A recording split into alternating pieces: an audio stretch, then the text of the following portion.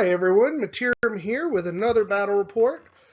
This one is my Dwarven Holds versus Michael's Highborn Elves. Just a straight 4,500 point diagonal deployment setup with the breakthrough objective.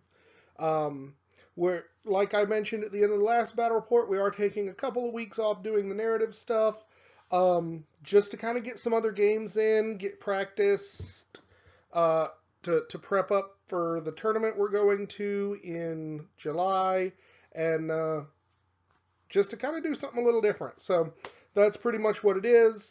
We are using maps from the map pack on the forum site.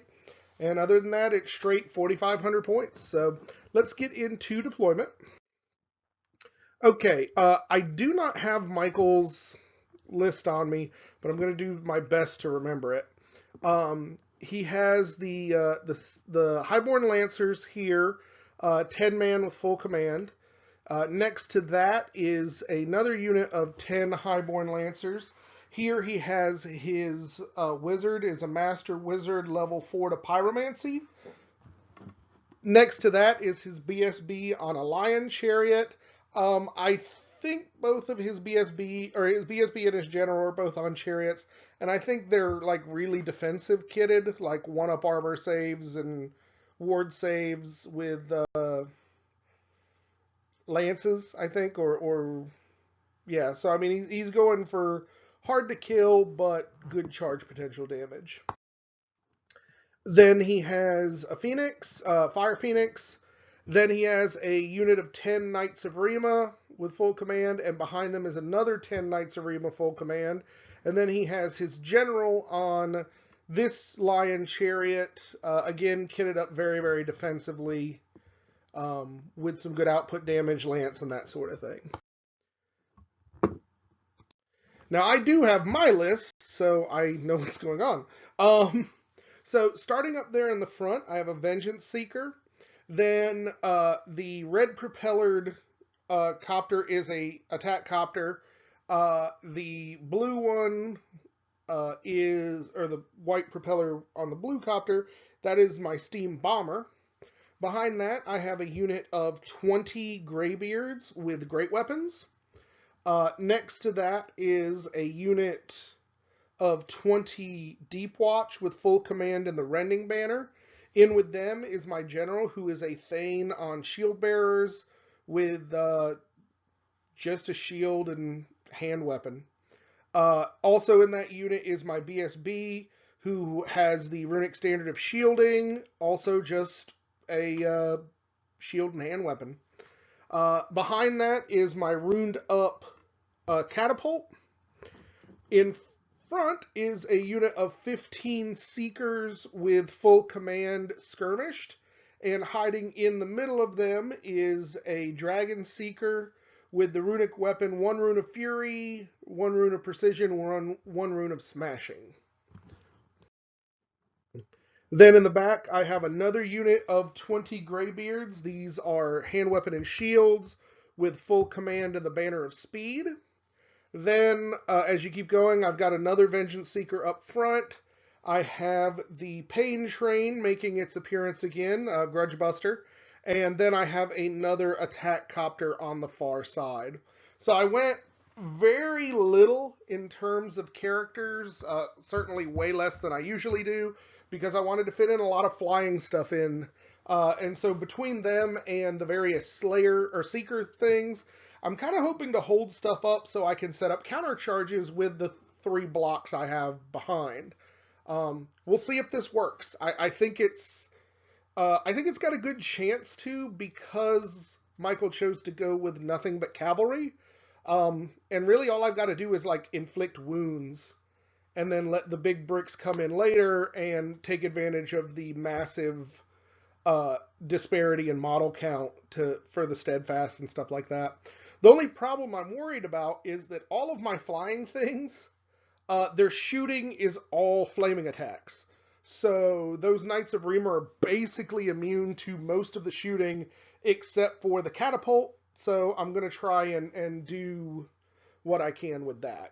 And before anyone asks, no, we didn't know each other's lists before we made, like, because we play closed lists. So I was kind of expecting him to play his normal like bunch of like big brick of dwarves list, and he surprised me by bringing not only highborn elves but fully mounted highborn elf lists. So I was trying to kind of desperately change what I was expecting to face here.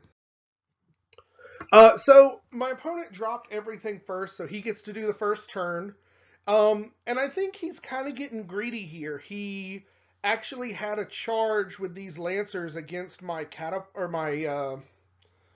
uh, attack copter here, and he decided to take it even though he needed an 11. Failed it and staggered forward a couple of inches. I'm okay with that because the longer he kind of putzes around over here, the more time I've got to deal with what he does send over here. And then over here, he kind of readjusts his line a little bit. He sends his BSB way off to support the two Lancer bricks, and looks like he's bringing his general over there too, but just with the chariots, they move pretty slowly, so um, he's bringing up the first unit of Knights of Rima too, which is kind of a problem for me because of where this hill sits. I don't have a really good line of charge on much of anything. So I'm going to have to bring something up to the top of that hill to see, to be able to shoot and or charge in to hold it up. And over here, he sends the Fire Phoenix. I know his typical tactics with the Fire Phoenix is to just push it to the flank and then sweep it around my lines. I do not want that to happen. I've got some bricks here that they could put a hurting on plus the Slayers.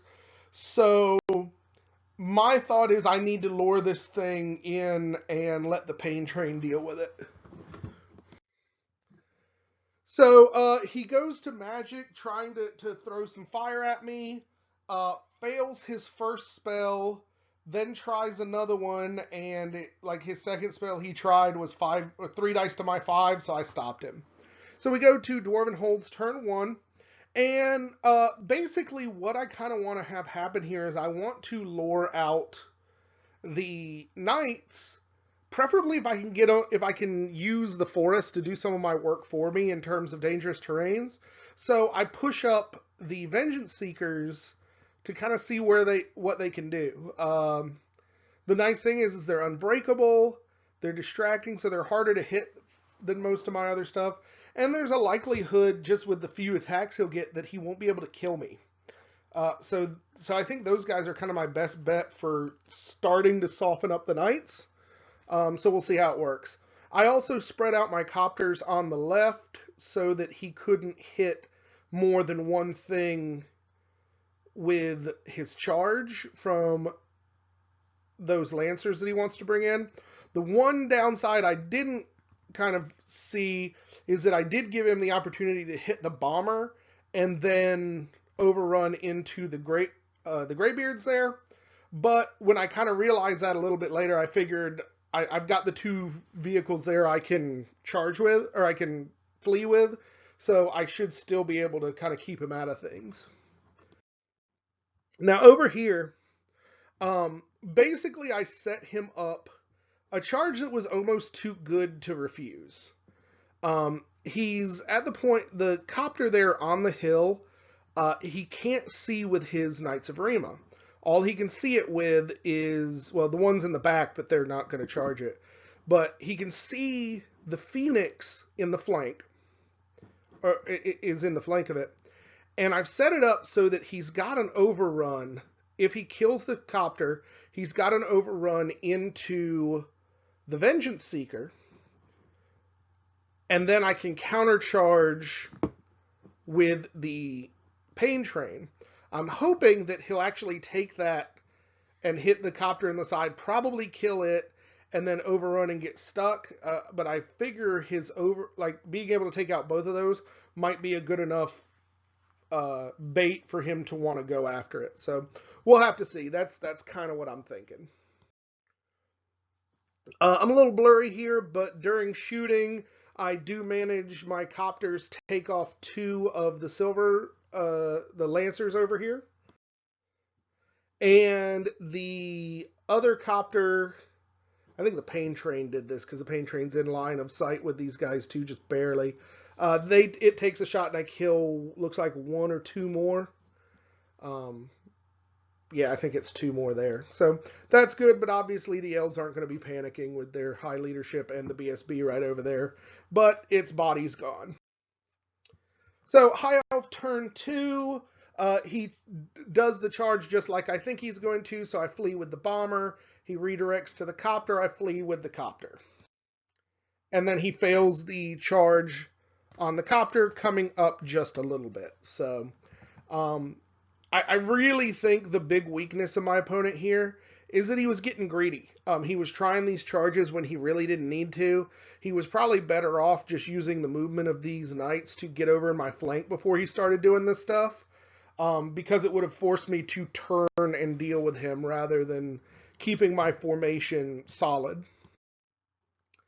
And the Phoenix took the bait, so in he comes, obviously nails the flank of the copter without much trouble. And everything else here is doing pretty good. He tries to bring up his BSB next to the injured Lancers, hoping to block them up, and he just doesn't really have the movement for it looks like. Because I can still get in right on the corner of that flank with my Vengeance Seeker there if I can roll good enough. And it looks like he's bringing up sort of his other knights to form a line. He actually backed up with his Wizards unit, which I think he was afraid of me running the Vengeance Seeker like right up against the Wizard and just beating the Wizard to death with it, which is certainly would have been my plan if he had kept me in good range. But the downside is he's moving back so far, he doesn't really have good range on a lot of my stuff for his spells. So I'm kind of just as happy with that threat as I would have actually been killing the thing. You do also notice here on the right, he's turned his general to... essentially, I think he realizes that he's going to sack the bird because he sees where I'm going to charge in, but he's got a counter charge set on me to kill the pain train with his general after that happens. So I think that's what he's setting up. But I'll be honest, I'm kind of okay with that, because my thought being, once that happens, then I can run the Vengeance Seeker up there and just hold up his general for the rest of the game, is at least my thought. So magic, he does get off. He drops the Immolation in front of my Seekers, which, okay, I'm not planning on running my Seekers out there yet. He's way too far away from me. I'm pretty sure I'm not going to make those charges, so I let him have it. He does get a fireball and does one wound on the Vengeance Seeker you see there, and then I stop his other spells, which I frankly was more afraid of. Over here, he gets the charge. My Copter actually manages to do a wound to the Phoenix before it breaks and is run down. But he rolled like garbage. Or maybe he didn't even run me down. Maybe he killed me outright. I think that's what happened. He killed me outright, tried to overrun, and rolled like a 2 or a 3.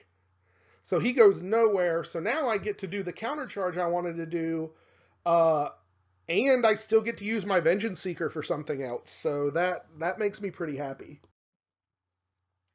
And what makes me even happier, I declare the charge against the Phoenix. He has it flee. He rolls like garbage again, and I catch the Phoenix.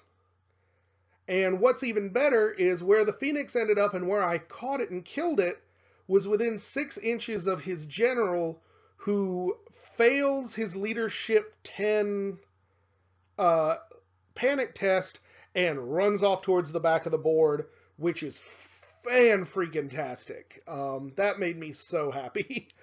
So the pain train is up on the hill, and nothing has line of sight on it at this point. So even if his general rallies, which is pretty likely next turn, I'm going to get the charge into it, so I maximize my impact hits as opposed to him getting any. And I'm perfectly willing to let the pain train just sit there and play patty cake with his general for the rest of the game. Over here, I do go for the charge against the flank of the Lancers, and I roll double ones, so I step forward a little bit, which is bad because this guy is probably dead.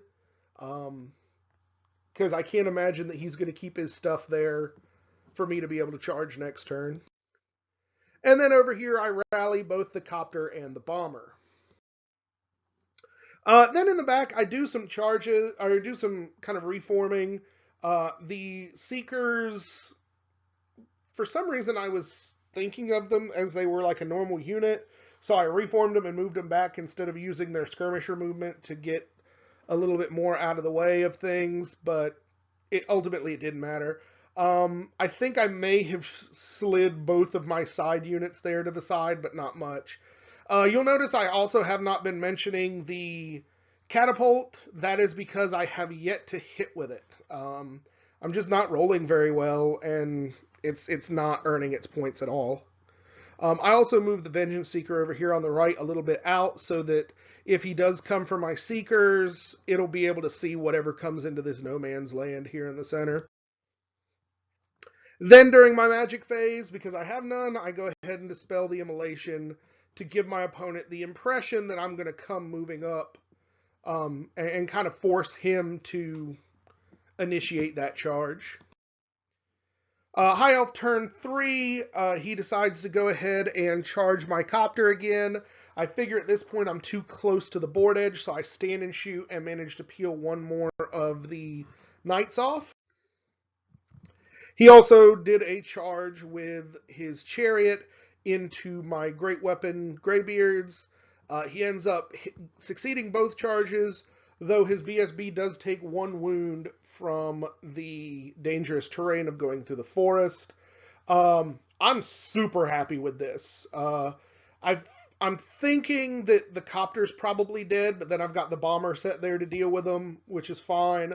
And my thinking is, well, I'll explain my thinking on the BSB coming in, but I am super happy that he was willing to handle that by itself. I was actually more afraid that he would slam the Lancers and the BSB into that unit, and I would actually have something to worry about, but he didn't.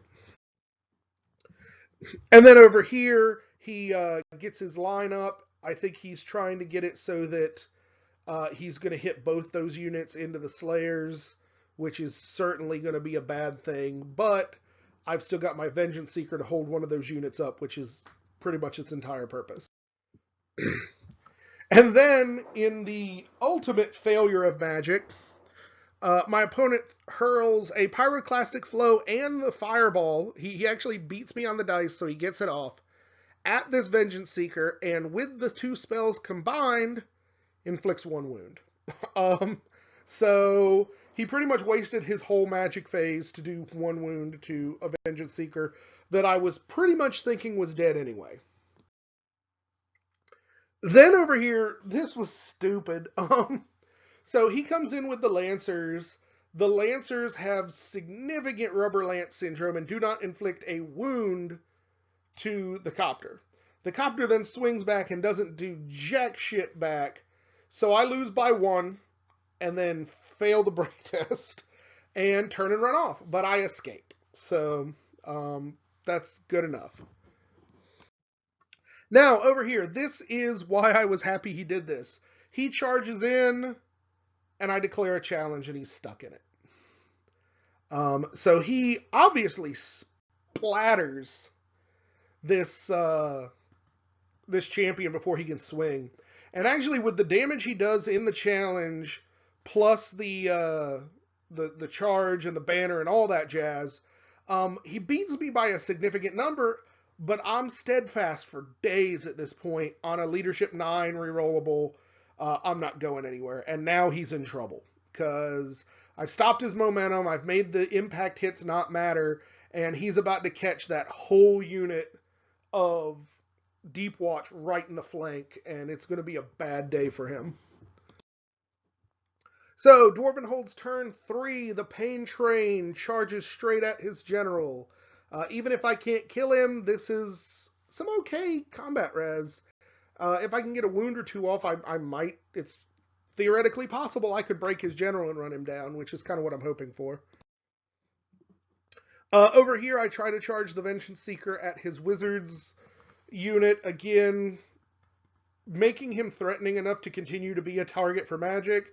And if I got lucky and landed there against the wizard, I certainly would have beat her to death. But I failed badly. And then I actually had to charge here. I charged my one Vengeance Seeker against his rightmost unit of Knights of Rima so that I can hold them up. Because of the spacing between my units, I also had to charge the Slayers, or the Seekers in the middle, against the other unit. Or maybe I charged them both against the one unit, I don't recall. But all I was trying to do was get me a few inches up so that I could get my Deep Watch into the side of his BSB. I ended up doing it, but I did actually touch the immolation, took a few wounds there, but not as many as you would have thought. I think I lost 3 Slayers, which was not bad, but it gave me plenty of room. And yeah, this is going to be bad. So yeah, I'm just going to, at this point, unless he does an insane amount of wounds, I'm going to beat him here on static combat res by enough to make him probably auto break. And that's not even saying that I'm doing any wounds. I mean, I'll probably do a wound or two, so his BSB is pretty much gone. And then over here, my bomber ran over the knights. Ended up doing an amazingly good job. I ruined my bomb. I rolled a 6 on it, so I hit him 12 times. So I can't use the bomb anymore, but it killed all but 2 of the knights, and my other copter rallied, so kudos. And then over here, I started bringing up the other unit of dwarves just in case he ended up dealing with the Slayer or the Seekers. So I've got something else to deal with the other unit of knights.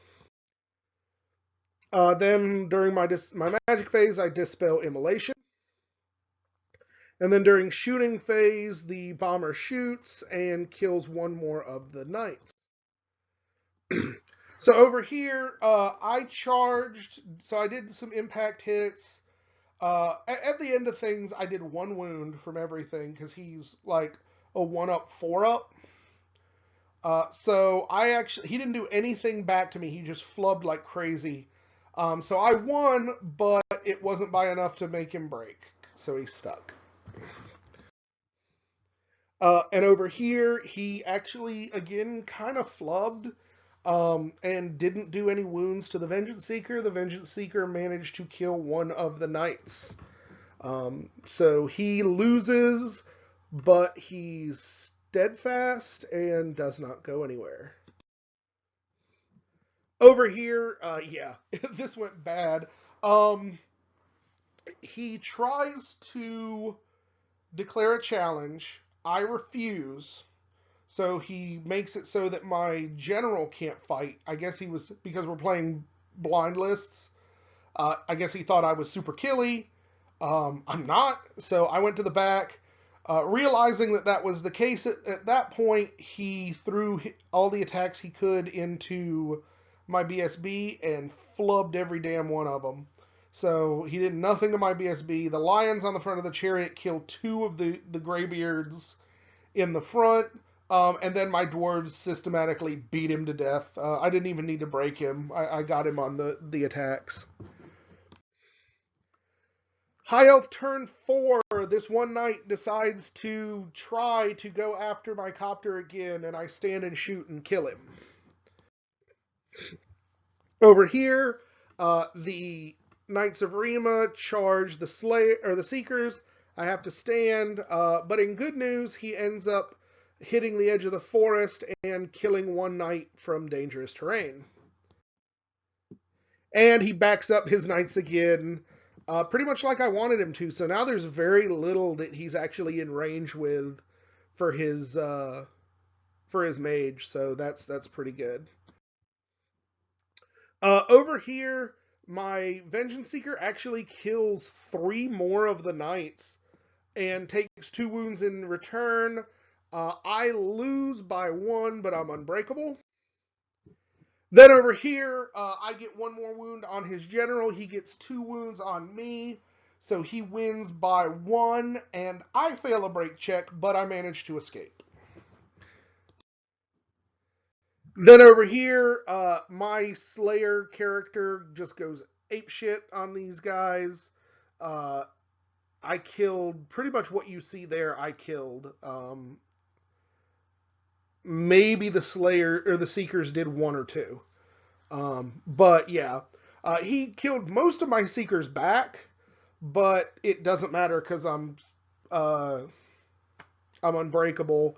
And at this point, yeah, he's realizing that I've just got the bodies now. I've managed to bleed him enough where even if he can break through these things, he just doesn't have enough bodies to beat me. So he surrenders. Dwarven holds victory at top of 4.